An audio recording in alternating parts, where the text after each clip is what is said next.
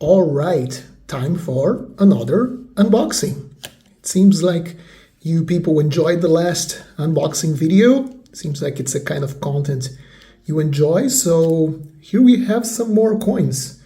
So what do we have today? Today we have a lot of 4 coins and then 2 coins that I bought as individual purchases. What are these? These are 3rd century Roman silver, sort of like the middle of the 3rd century, like between the 238s, 240s to the 260s roughly. This is a time period when inflation, debasement was really starting to kick in. It was already a period of crisis. The period was called the crisis of the 3rd century. However, around this period, 235 to 255, silver still looked pretty decent. It looked pretty decent. It was hoarded a lot, and it is quite high quality for the standards from later years. So it's a kind of affordable silver that beginners can collect. So I thought it was a good idea to show these. And my particular collection was lacking coins of these years. So let's open these up and have a look at what we have. I'll open these in chronological order. And we start with the king of budget Roman silver coins, our little boy emperor, Gordian III. So this guy had a relatively short reign from 238 to 244 AD. However, he issued a lot of coins. And a lot of these coins were hoarded because people knew there were some pretty terrible times coming. Let me zoom this in just a little bit so we can see this a little bit closer. This is an earlier issue, as we can see, like very, very young looking portrait of the emperor. This coin has a little bit of wear on the high parts. That's what makes it so affordable. As you can see, pretty young boy. He was like 18 years old when he became emperor. He was very young.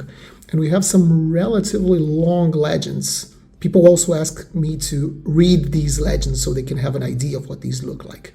So it starts with imperator, meaning commander of troops, the chief leader of the Roman army. Then we have imperator Caesar, Caesar, typical title given to emperors. Then we have his regnal name. You can see a little M there at the top. Marcus Antoninus. The N and the T are a little bit obscured by some sort of die flaw. Marcus Antoninus, his actual name, Gordianus. Augustus, emperor, right at the end. And we have a very typical draped and cuirassed portrait with the radiate crown. And on the reverse, what do we have? On the reverse, we have Providentia, the divine providence that protected the emperor, protected the Roman people, controlled fate. Oh, if you look at this angle, look at the lowest part of the design. We have a little bit of a blue toning developing there. That's interesting. Wouldn't expect that from a budget piece.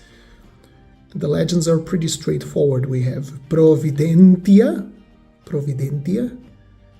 There, the high part, it's the A. Providentia Augustorum, the providence brought by the emperor, the providence that protects the emperor. Sadly, providence wouldn't protect Gordian a lot because he had a pretty short reign of only 6 years, and he was yet another emperor to die in the meat grinder of 3rd century. All right, what else do we have?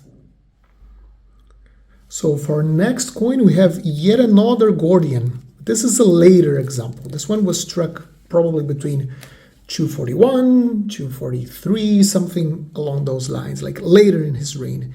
And you can actually see a stark difference in the style of the portrait. Do you see how it looks? It looks different compared to the earlier one. You can make an argument that this is because the emperor was growing up and his facial features were changing. But I think this is just a stylistic thing that happened at the mint.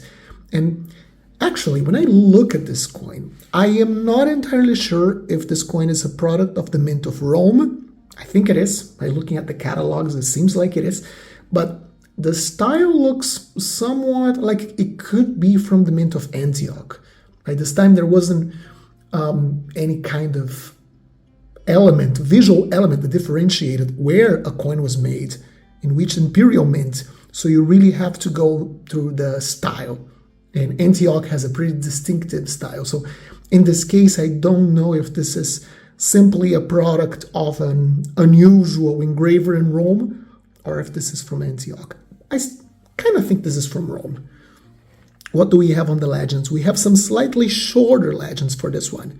We once again have Imperator, Gordianus, his regnal name.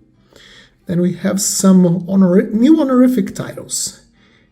Pius Felix, something like dutiful and blessed, dutiful and protected by the gods, something along those lines. And finally, of course, Augustus, the illustrious, basically the title that every single emperor got. And as for the reverse, I'm going to spin this around. This reverse is quite sharp. I like this. We have, does this one have some toning as well? It does have a little bit on that left part. Do you see it? So we have Letitia Augustorum Nostrum. The happiness, the wealth, the prosperity brought by the emperor. So you can see Letitia there, the goddess standing. She holds a laurel wreath on one of her hands, and on the other she holds an anchor.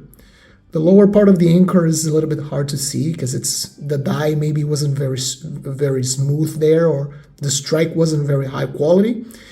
But it's basically, well, it's a symbol of commerce. So it's happiness, prosperity brought through commerce and stability, which were a product of stable reign. Although, as we know from the history of the 3rd century, this was not really true.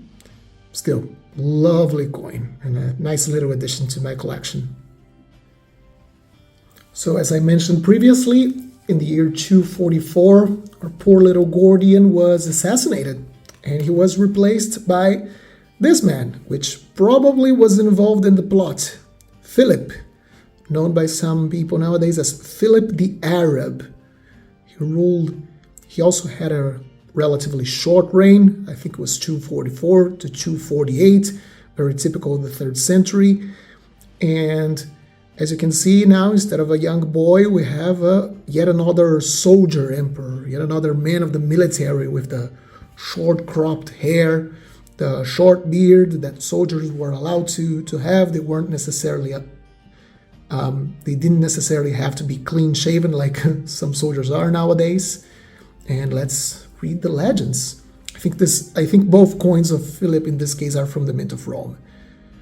So we have Imperator Marcus, that's an M, Marcus Julius Philippus, spin it around, Marcus Julius Philippus Augustus, short and easy.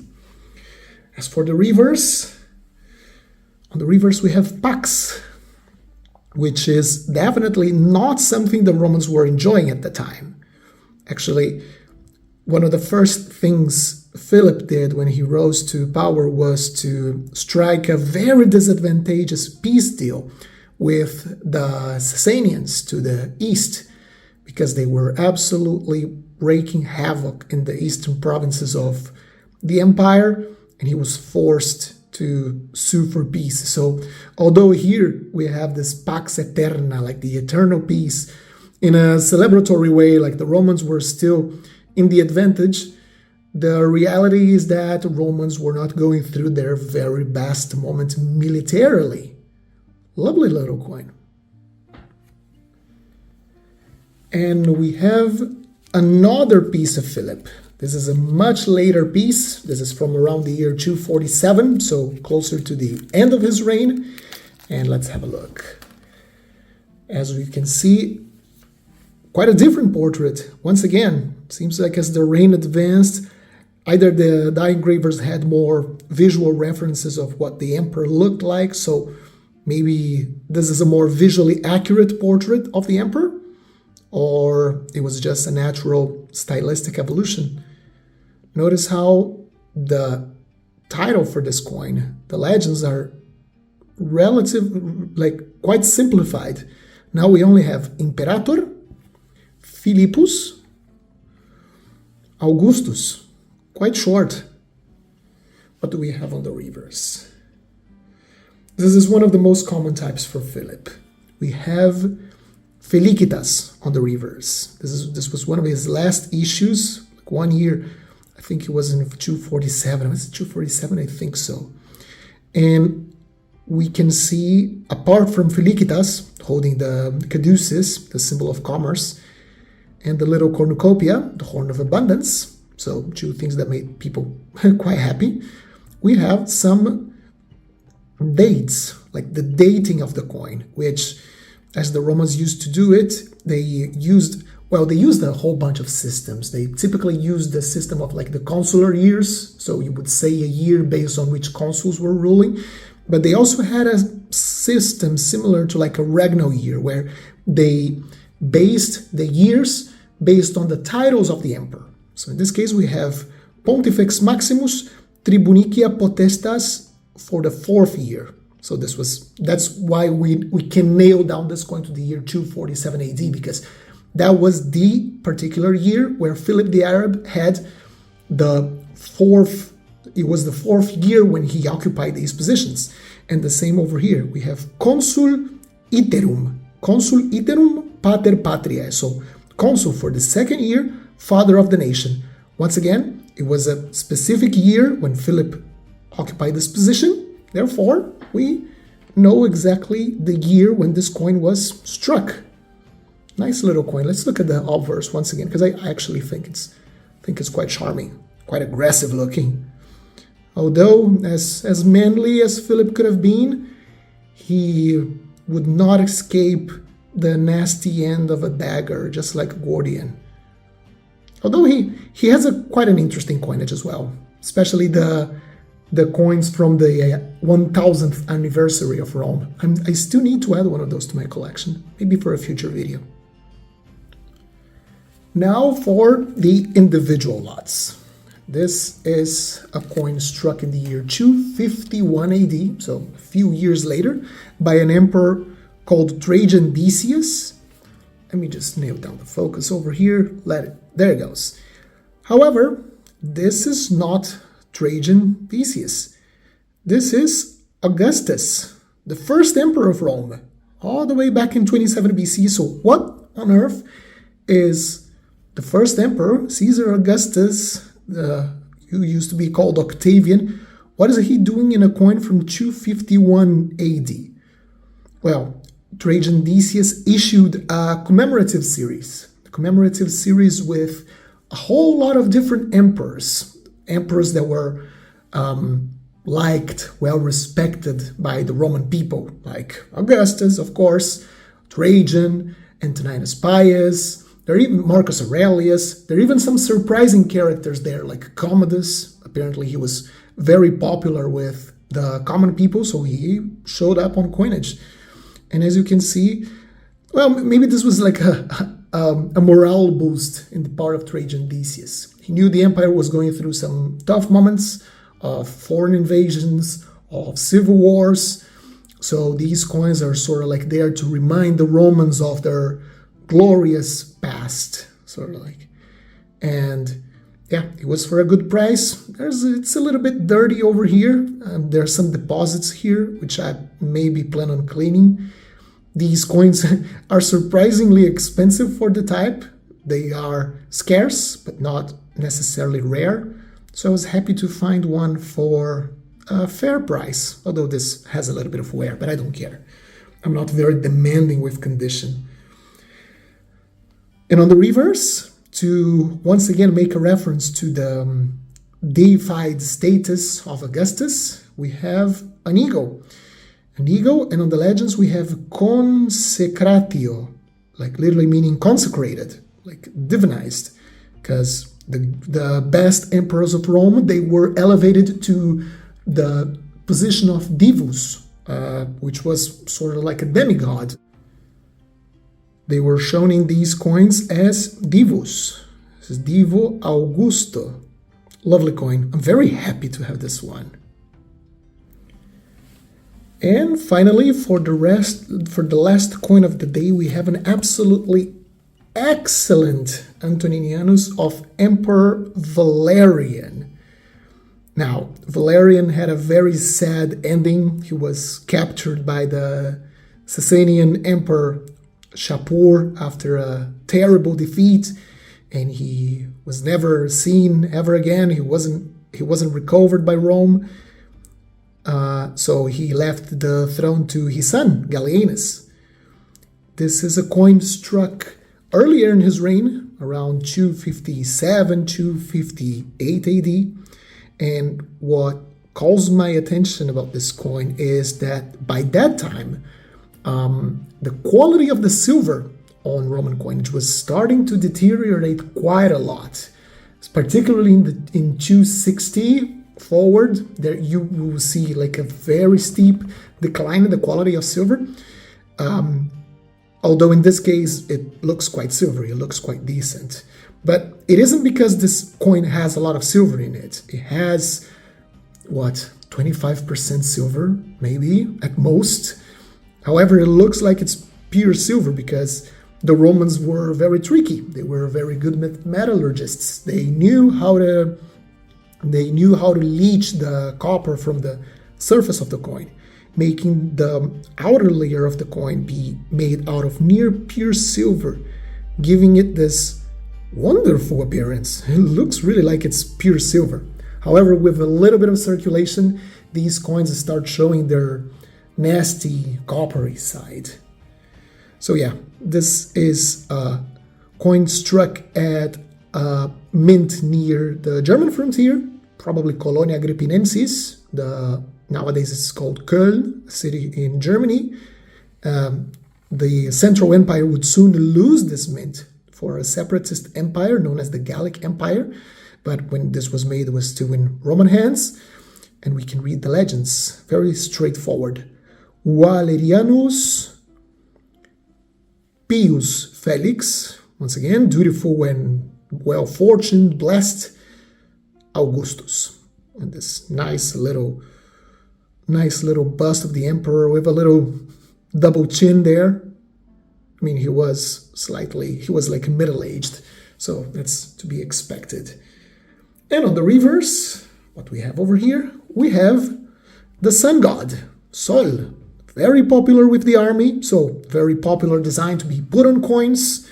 You're gonna see you're gonna see Sol featured very prominent in Roman coinage, like basically all the way since Augustus, but especially during the 3rd and early 4th centuries, you see Sol a lot featured on coins.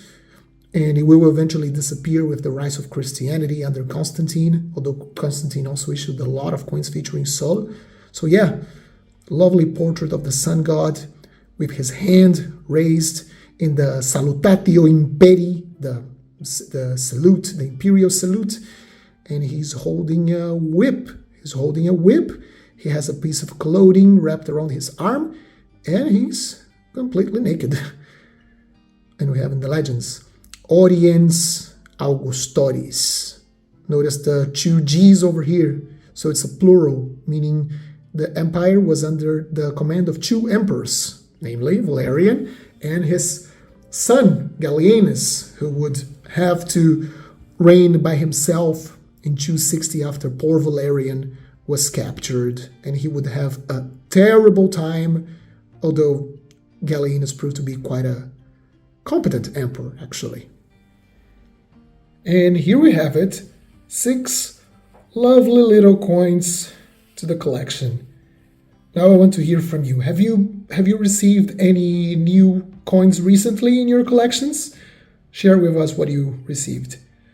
So I hope you enjoyed this quick little episode. Leave a like if you enjoyed it, and I'll see you soon.